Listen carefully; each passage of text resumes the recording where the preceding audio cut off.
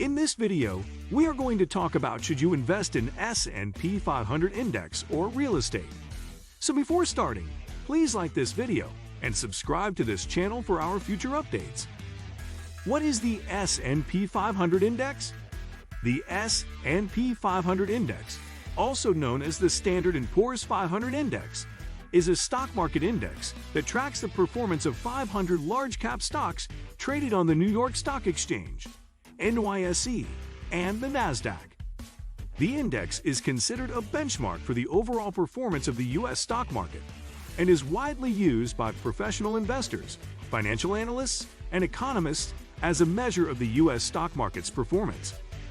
The S&P 500 index is composed of stocks from a wide range of industries, including technology, finance, healthcare, and consumer goods. The index is weighted by market capitalization, meaning that the larger a company's market capitalization, the greater its weighting in the index.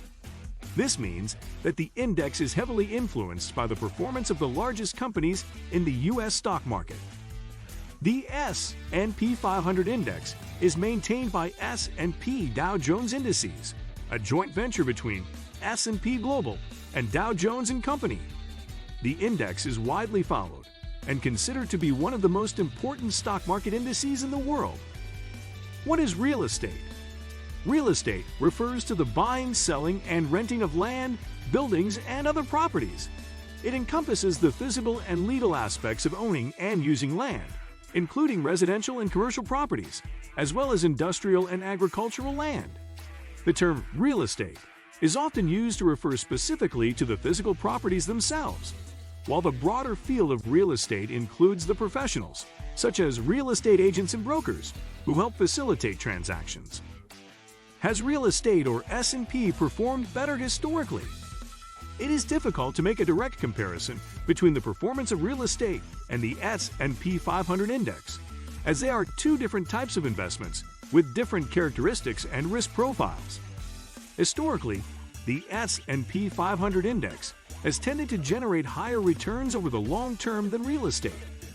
The S&P 500 index is considered a benchmark for the overall performance of the U.S. stock market and has returned an average of around 10% per year since it was first established in 1926.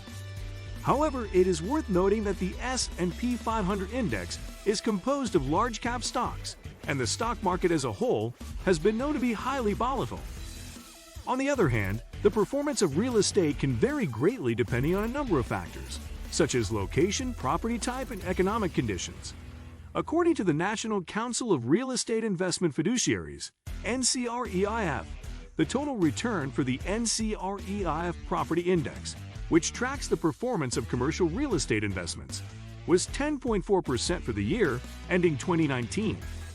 However, it should be kept in mind that this is an average return, and the performance varies greatly by location and property type. It's worth noting that the stock market and real estate market have different characteristics and have different risk profiles, and it's not a direct comparison. Both have the potential to generate significant returns, but both also come with their own set of risks. Returns: S&P 500 versus housing market. Consider the 47 years from 1975 to 2023. A $100 investment in the average home, as measured by the Federal Housing Finance Agency's Home Price Index, in the fourth quarter of 1975 would have increased to almost $928 by the last quarter of 2022. If all dividends were reinvested, a similar $100 investment in the S&P 500 in 1975 would produce nearly $19,351 in 2022. Key differences: while both stock and property prices represent an asset's market value, they should not be compared solely on market returns. For one thing, equities have historically been more volatile than real estate, which means that bigger gains may come with higher risk. Stocks are ownership stakes in a publicly traded corporation.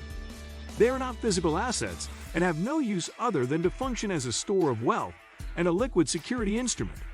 While there is some reason to expect that the aggregate stock market will increase in real value over time, there is less reason to believe that a single stock will increase in perpetuity. Real estate is not the same as equities. While some people speculate on real estate values, commercial and residential real estate serve practical purposes. People reside in single-family homes and condominiums. Commercial property is where businesses are located. Physical property has monetary value. This results in two opposing phenomena. On the one hand, existing real estate structures should depreciate in value over time due to wear and tear. An unmodified home has no incentive to appreciate in value over time. All of the floors, ceilings, appliances, and insulation deteriorate and lose value. What happens to the housing market when the stock market crashes? Depending on the magnitude of the disaster, the effects of a stock market crash on the housing market can be mixed. Falling shares can bring more money into the real estate market in some situations, as investors shift to less risky assets. As incomes decline and banks grow more hesitant about lending, a prolonged downturn is more likely to harm real estate prices. How do you invest in the real estate market? Buying a property is the most basic way to participate in the real estate market, albeit this represents a significant financial commitment for the average retail investor. You can also invest through a real estate mutual fund, or REIT. These are funds that invest in a rental property portfolio and distribute the net income to their owners. This offers the extra benefit of diversifying the portfolio. What are the benefits of investing in real estate? Real estate outperforms the stock market in terms of risk-adjusted returns. Although property values do not rise as swiftly as stock prices, there is a smaller risk of an investor losing their savings in a sudden real estate crisis. However, as the 2008 Great Recession proved, home disasters remain a risk. Should I invest $500,000 in real estate or S&P 500? You're already in an excellent position if you have $500,000 to invest. According to the wealth management platform Personal Capital, the average 20-something has only $10,711 invested. Meanwhile, the average 60-something user has more than $210,900 invested. Still, that's a lot less than $500,000. According to the Pew Research Center, only 14% of American families have direct stock investments. Nonetheless, slightly more than half, 52%, have stock market investments, the majority of which are retirement accounts such as 401ks. You may get a lot of bang for your money in real estate because it has annual returns of 3 to 4%. However, given the S&P 500's average yearly return of 10%, putting $500,000 in an investing account can eventually grow into millions by the time you retire, even if you never add another dime. Rent costs, property taxes, neighborhood vibes, the local job market, school accessibility, future development plans or lack thereof, natural disasters such as flood zones, and other criteria are frequently used to determine whether real estate properties are excellent or bad investments. However, investing in ETFs and mutual funds can help you diversify your portfolio and reduce the risks associated. What do you think of our video? Let me know in the comment section below. If you enjoyed this video and want to hear from me again, be sure to hit that subscribe button before you go. Thanks for watching.